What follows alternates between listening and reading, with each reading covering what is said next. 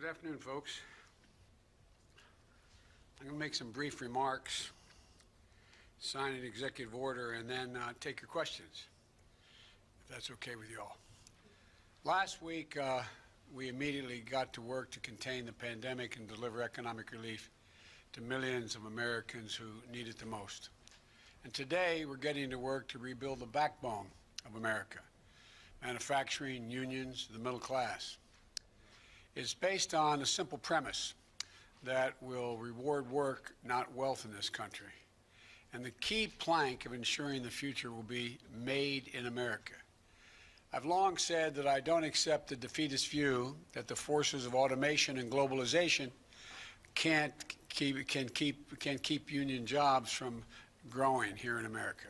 We can create more of them, not fewer of them. I don't buy for 1 second that the vitality of American manufacturing is a thing of the past. American manufacturing was the arsenal of democracy in World War II, and it must be part of the engine of American prosperity now.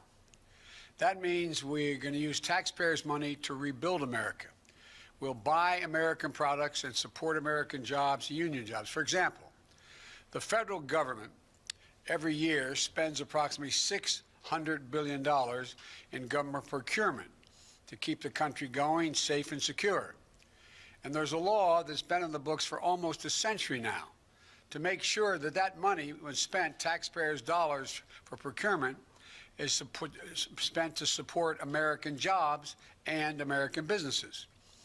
But the previous administration didn't take it seriously enough. Federal agencies waived the Buy American requirement without much pushback at all. Big corporations and special interests have long fought for loopholes to redirect American taxpayers' dollars to foreign companies for the products that are being made. The result, tens of billions of American taxpayers' dollars supporting foreign jobs and foreign industries. In 2018 alone, the department spent $3 billion, the Defense Department, on foreign construction contracts, leaving American steel and iron out in the cold. It spent nearly $300 million in foreign engines and on vehicles instead of buying American vehicles and engines from American companies, putting Americans to work. Under the previous administration, the federal government contract awarded directly to foreign companies went up 30%. That is going to change on our watch. Today, I'm taking the first steps in my larger Build Back Better recovery plan that invests in American workers, unions, and businesses up and down the supply chain. And I know that previous presidents entered office by promising to buy America and instituting the Buy American policy. But here's why this is different and not the same. I'll be signing an executive order in just a moment, tightening the existing Buy American policies and go further. We're setting clear directives and clear explanations. We're going to go to the core issue with a centralized, coordinated effort. Look, today, I'm creating a director of Made in America at the White House Office of Management and Budget, who will oversee our All of Government Made in America initiative. That starts with stopping federal agencies from waiving Buy American requirements with impunity, as has been going on. If an agency wants to issue a waiver to say we're not going to buy an American product as part of this project, we're going to buy a foreign product, they have to come to the White House and explain it to us. We're going to require that waivers be publicly posted. That is, someone seeking a waiver to build this particular vehicle or facility, and it's going to buy the following foreign parts. That waiver, the request for it's going to be posted. Then we'll work with small American manufacturers and businesses to give them a shot to raise their hand and say, yeah, I can do that here in my shop, in my town. It's about, as I've heard me say before, I used to have a friend who was a great athlete. He'd say, you got to know how to know. These small businesses don't even know they can compete for making the product that is attempting to be waived and be able to be bought abroad. And I'm directing the Office of Management and Budget to review waivers to make sure they are only used in very limited circumstances.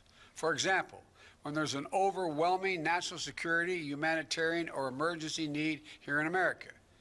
This hasn't happened before. It will happen now. Here's what else we're going to be doing. Under the Build Back Better recovery plan, we'll invest hundreds of billions of dollars in buying American products and materials to modernize our infrastructure, and our competitive strength will increase in a competitive world. That means millions of good-paying jobs using American-made steel and technology to rebuild our roads, our bridges, our ports, and to make them more climate resilient, as well as make them able to move faster and cheaper and cleaner to transport American-made goods across the country and around the world, making us more competitive. It also means replenishing our stockpiles to enhance our national security. As this pandemic has made clear, we can never again be in a position where we have to rely on a foreign country that doesn't share our interest in order to protect our people during a national emergency. We need to make our own protective equipment, essential products and supplies. And we'll work with our allies to make sure they have resilient supply chains as well. We'll also make historic investments in research and development, hundreds of billions of dollars, to sharpen America's innovative edge in markets where global leadership is up for grabs. Markets like battery technology, artificial intelligence, biotechnology, clean energy. The federal government also owns an enormous fleet of vehicles, which we're going to replace with clean electric vehicles made right here in America by American workers, creating millions of jobs, 1 million auto worker jobs in clean energy and vehicles that are net zero emissions. And together, this will be the largest mobilization of public investment in procurement, infrastructure, and R&D since World War II. And with the executive order I'll be signing today, we'll increase Buy American requirements for these kinds of projects and improve the way we measure domestic content requirements.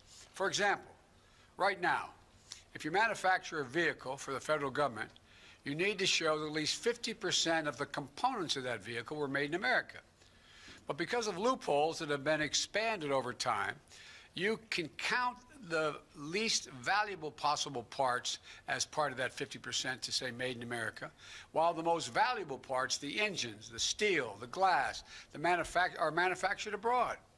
So basically, we're batting 0 for 2. The content threshold of 50% aren't high enough. And the way we measure the content doesn't account for U.S. jobs and economic activity. We're going to change that as well. The executive action I'm signing today will not only require that companies make more of their components in America, but that the value of those components is contributing to our economy, measured by things like a number of American jobs created and or supported. At the same time, we'll be committed to working with our trading partners to modernize international trade rules, including those relating to government procurement, to make sure we can all use our taxpayer dollars to spur investment that promotes growth and resilient supply chains. And here's what else the action does. When we buy America, we'll buy from all of America. That includes communities that have historically been left out of government procurement. Black, brown, Native Americans, small businesses and entrepreneurs in every region of the country. We will use a national network of manufacturers called the Manufacturing Extension Partnership that's in all 50 states and Puerto Rico to help government agencies connect with new domestic suppliers across the country. This is a critical piece of building our economy back better and including everyone in the deal this time, especially small businesses that are badly hurting in this economy. The executive action I'm taking also reiterates my strong support for the Jones Act and American vessels, and our ports, especially those important for America's clean energy future and the development of offshore. We can't sit in the sidelines in the race for the future. Our competitors aren't waiting. To ensure the future is made in America, we need to win not just the jobs of today, but the jobs and industries of tomorrow. And we know that the middle class built this country, and we also know unions built the middle class. So let's invest in them once again. I know we're ready, despite all we're facing, I've never been more optimistic about the future of America than I am today. Given even just half a chance, the American people, the American workers, has never, ever let the country down. Imagine if we give them a full chance. That's what we're going to do. I'll stop here and sign the executive order, then come back and take some of your questions.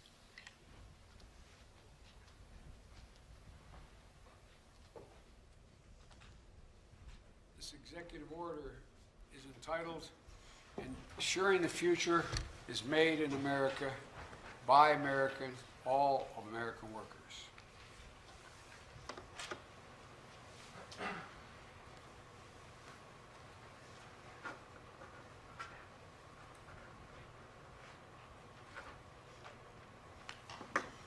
There you go. Now I'll be happy to take your questions.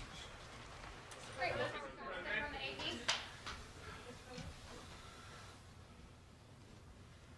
Thank you, Mr. President. Jonathan Lemire with the Associated Press. Two topics, if I may. The first, you have made reopening school teachers and unions. Right now, the Chicago Teachers Union has refused. They've defied an order to return to in-person classrooms because of a lack of vaccinations. Do you believe, sir, that teachers should return to schools now?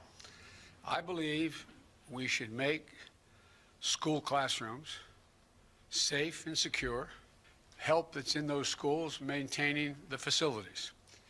We need new ventilation systems in those schools. We need testing for people coming in and out of the classes. We need testing for teachers as well as students.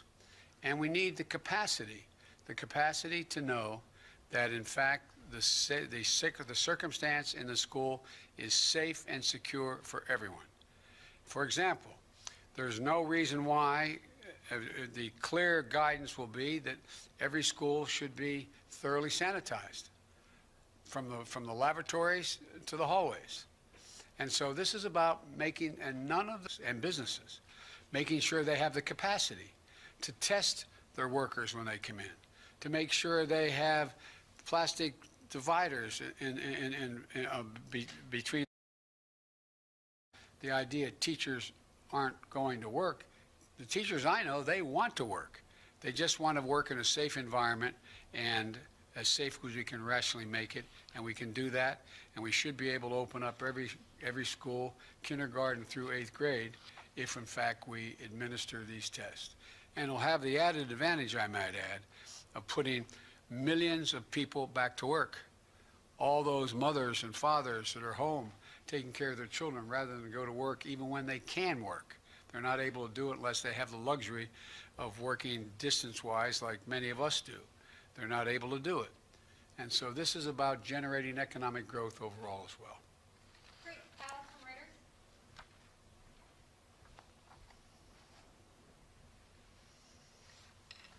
Thank you, Mr. President. I'm Alex Alper from Reuters. I wanted to ask a question about Navalny. If you are considering imposing sanctions on any of the individuals involved in his attempted poisoning and/or his arrest when he returned from Germany, and if not, is that related to your concerns about it potentially derailing a New START extension? Thank you.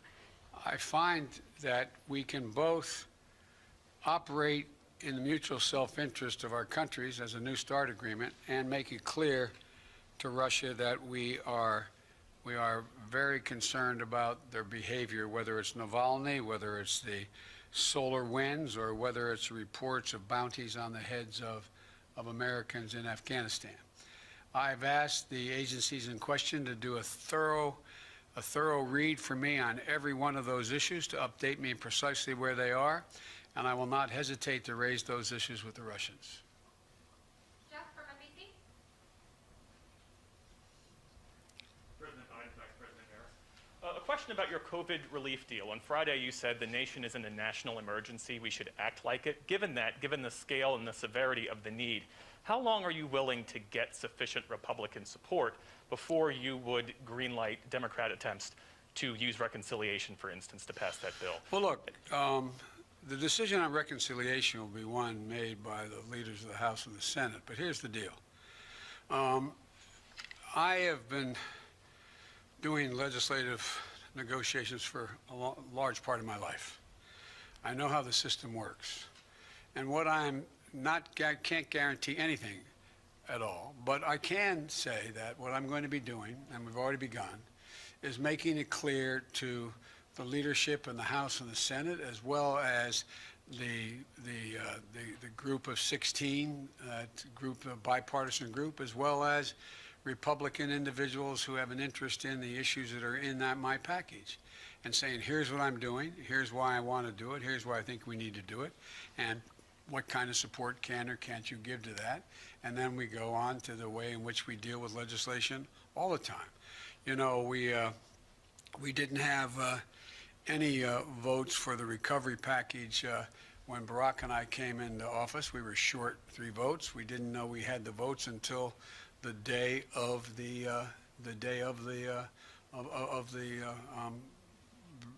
bringing it up. And but here's the deal, you know. It's interesting, and I know you ask a lot of these questions, you know the answers, but you have to help educate the public as well. I'm not suggesting you don't know what I'm about to say. No one wants to give up on their position until there's no other alternative. They have to make a decision that they don't support what is being proposed, or they insist on what they have, or they let it all go away, fall down. I think we're far from that point right now. The decision to use reconciliation will depend upon how these negotiations go. And let me make clear about negotiations. I've always believed part of negotiation on the part of a president and or a chair don't support what is being proposed, or they insist on what they have, or they let it all go away, fall down. I think we're far from that point right now. The decision to use reconciliation will depend upon how these negotiations go. And let me make clear about negotiations. I've always believed part of negotiation on the part of a president and or a chairman of a committee trying to get a major piece of legislation passed is about consultation. It's not enough for me just to come up to you and say, I like this, I expect you to support it. I want to explain to you why I think it's so important in this package that we have to provide for money for additional vaccines, why I think it's so important why we provide for money to extend unemployment benefits, why I think it's so important that we provide money to provide for the ability of people not to be thrown out of their apartments during this pandemic because they can't afford their rent. And to make the case to you why I think and what I think the priorities within this piece, we think the priorities are, I apologize, were within this legislation. And I don't expect we'll know whether we have an agreement and to what extent the entire package will be able to pass or not pass until we get right down to the very end of this process, which will be probably in a couple weeks. But the point is, this is just a process beginning. Annie from the Washington Post. Thank you, Mr. President. Annie Linsky with the Washington Post. Annie. I wanted to ask you a little bit about one of the sort of major themes of your campaign and how you sort of intend to measure and enact it, and that is the idea of unity. If you could talk a little bit about what you see unity as being. There are some people who are defining it as being bipartisan. Others are saying it is what most of the people in the country, defined by some poll, might believe. Or any sort of number of, or perhaps it's 50 plus 1, or 50 plus 2, or 75%. So given that it is such a key part of your message and your promise, can you talk and reflect a little bit more about what is unity when you see it and as you define it? Well, Annie, I think it makes up several of the issues, the points you made. One is unity requires you to take away, eliminate the vitriol. Make anything that you disagree with about the other person's personality or their lack of integrity or they're not decent legislators and the like. So we have to get rid of that. And I think that's already beginning to change, but God knows where things go, number one. Unity also is trying to reflect what the majority of the American people, Democrat, Republican, Independent, think is within the fulcrum of what needs to be done to make their lives and the lives of Americans better. For example, if you look at the data, and I'm not claiming the polling data to be exact, but if you look at the data, you have, I think it's, I hope I'm saying it gets correct. You may correct me if I get the number wrong. I think it's 57, 58% of the American people, including Republicans, Democrats, and independents, think that we have to do something about the COVID vaccine. We have to do something about making sure that people who are hurting badly, can't eat, don't have food, are in a position where they're about to be thrown out of their apartments, et cetera, being able to have an opportunity to get a job, that they all think we should be acting.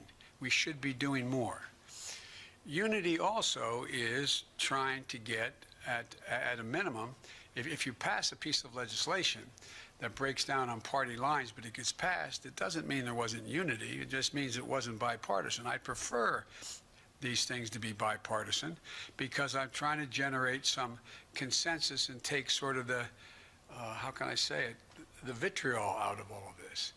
Because I'm confident from my discussions. There are a number of Republicans who know we have to do something about food insecurity for people in this pandemic.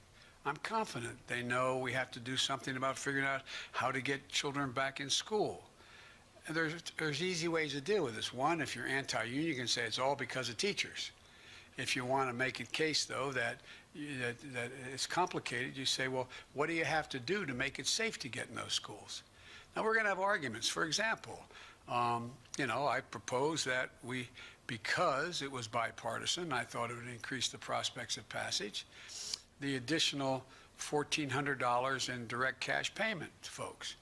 Well, there's legitimate reason for people to say, do you have the lines drawn the exact right way? Should it go to anybody making over X number of dollars or why? I'm open to negotiate those things. That's all. I picked it because I thought it was rational, reasonable, and it had overwhelming bipartisan support in the House when it passed. But this is all a bit of a moving target in terms of the precision with which this goes. You're asking about unity, 51 votes, bipartisan, et cetera.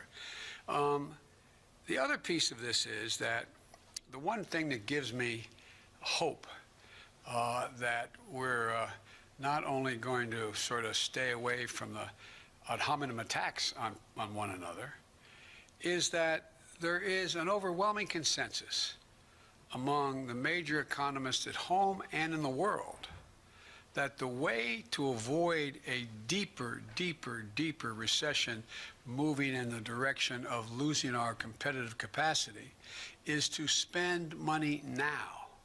From across the board, every major institution has said, if we don't invest now, we're going to lose so much altitude in terms of our employment base and our economic growth, it's going to be harder to reestablish it.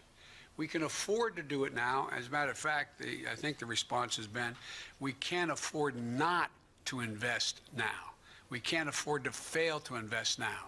And I think there's a growing realization of that on the part of all but some very, very hard-edged partisans, maybe on both sides. But I think there is a growing consensus. Whether we get it all done exactly the way I want it remains to be seen. But I'm confident that we can work our way through. We have to work our way through because, as I've said 100 times, there is no ability in a democracy for it to function without the ability to reach consensus. Otherwise, it just becomes executive fiat or battleground issues that get us virtually nowhere. I don't want to hold my colleague may know, the vice president, but you know, I think there were very few debates on the Senate floor the whole last year on almost any issue. Well, that benefits no one. Doesn't inform anybody, doesn't allow the public to make judgments about who they think is right or wrong. So I am optimistic that it may take some time, but over the year, the way if we treat each other with respect, and we're going to argue like hell. I'm confident of that, believe me, I know that. I've been there. But I think we can do it in a way that we can get things done for the American people. Great. Last question, Josh from Bloomberg.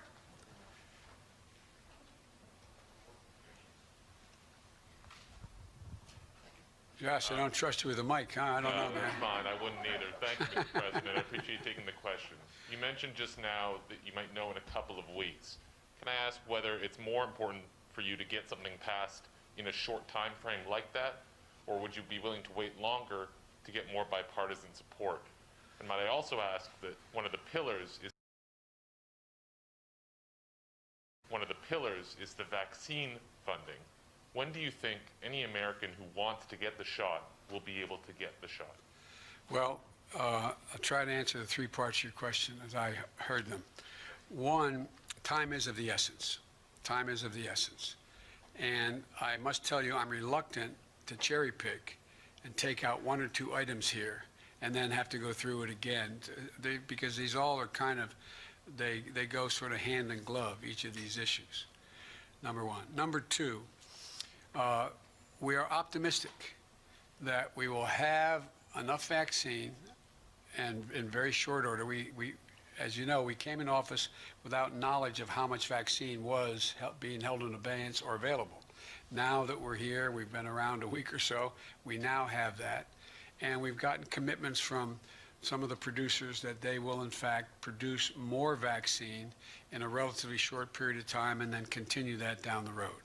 So I'm quite confident that we will be in a position within the next 3 weeks or so to be vaccinating people at the range of 1 million a day or in excess of that. That is I promised that we would get at least 100 million vaccinations. That's not people, because sometimes you need more than one shot, the vaccination, but 100 million shots in people's arms of the vaccine. I think with the grace of God and the goodwill of the neighbor and the creek not rising, as the old saying goes, I think we may be able to get that to 1.5 million a day rather than 1 million a day. But we have to meet that goal of 1 million a day. And everything points that we're going to have, enough vaccine, B, enough syringes and all the paraphernalia needed to store, keep, inject, move into your arm the vaccine. 3, a number of vaccinators, people administering the vaccine, which is not an easy task. Of those who have those facilities, like the nursing homes and hospitals, they have the people to do it, but they don't have the capacity to do everyone. And so I think we're going to have, we're leaning hard into areas where we produce more vaccinators. We feel confident we can do that. And thirdly, it's really important that we have the fora, the place, the facility, the circumstance where people can show up, stand in line, and get their vaccine without having to stand in line for 8 hours. Being able to pick up the phone, call the pharmacy, and get your name on the list, et cetera. All those mechanical things are really, they sound simple, but they're all consequential when we're trying to get out a minimum of 100 million vaccinations in 100 days and move in the direction where we are well beyond that in the next 100 days, so we can get to the point where we reach herd immunity in a country of over 300 million people. Does that answer your question? Well, my question was at what date or roughly when do you think anyone who wants one would be able to get it? Is it summer? Is it fall? Oh, I know. I think it'll be this spring. I think we'll be able to do that this spring. And, but it's going to be a logistical challenge that exceeds anything we've ever tried in this country, but I think we can do that.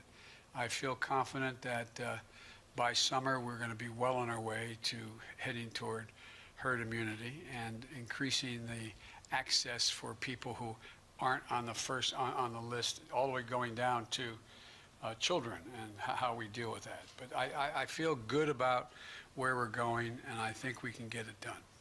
Thank you, guys. Thank you so One much. more on vaccine. Mr. President, one more on vaccine. Now, wait.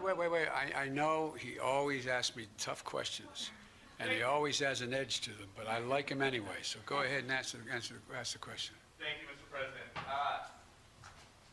So you just said that you think within 3 weeks or so we'll be at the point where there are 1 million vaccines per day, but it seems like... No, I think we'll get there before that. I said, I misspoke. I hope we'll be able to increase as we go along till we get to the 1.5 million a day. That's my hope. And then The follow-up to that would be, now that you're president and you're saying there's nothing we can do to change the trajectory of the pandemic in the next several months, what happened to 2 months ago when you were talking declaratively about I am going to shut down the virus? Well, I'm going to shut down the virus, but I never said I'd do it in 2 months. I said it took a long time to get here. It's going to take a long time to beat it. And so we have millions of people out there who have the virus. We're just, for the first day, I think, correct me if I'm wrong, I've been doing other things this morning, speaking with foreign leaders, but one of the things I think this is one of the first days that the number has actually come down, the number of deaths and the number on a daily basis and the number of hospitalizations, et cetera. It's going to take time. It's going to take a heck of a lot of time. And we still have, as Dr. Fauci constantly points out, it's one thing when we have mass, how can I say it politely, mass disregard of the warnings about not wearing masks and wearing masks and social distancing and failure to social distance and people getting together on holidays in ways that weren't recommended, et cetera. We see, first thing that happens is we see the number of infections go up. Then you see the hospitalizations go up. Then you see the deaths go up. And so we're in this for a while. I mean, what are we now? About 410,000 deaths? And there's going to be more. The prediction, as I said from the very beginning of getting here, after being sworn in, was the predictions were we're going to see somewhere between a total of 600,000 and 660,000 deaths before we begin to turn the corner in a major way. So, and again, remember, the vaccine, most of the people taking the vaccine, a vast significant number, require 2 shots, and they are an average of 3 weeks apart, and it takes time for it to be sure that you get to that 95% assurance rate. And so it's beginning to move, but I'm confident we will beat this. We will beat this, but we're still going to be talking about this in the summer. We're still going to be dealing with this issue in the early fall. And last point I'll make, and I know you're tired of hearing me saying it, particularly you may be tired of hearing me saying it, and that is that if we wear masks between now and the end of April, the experts tell us we can save 50,000 lives. 50,000 people otherwise would die. Thank you so very much. Mr. President,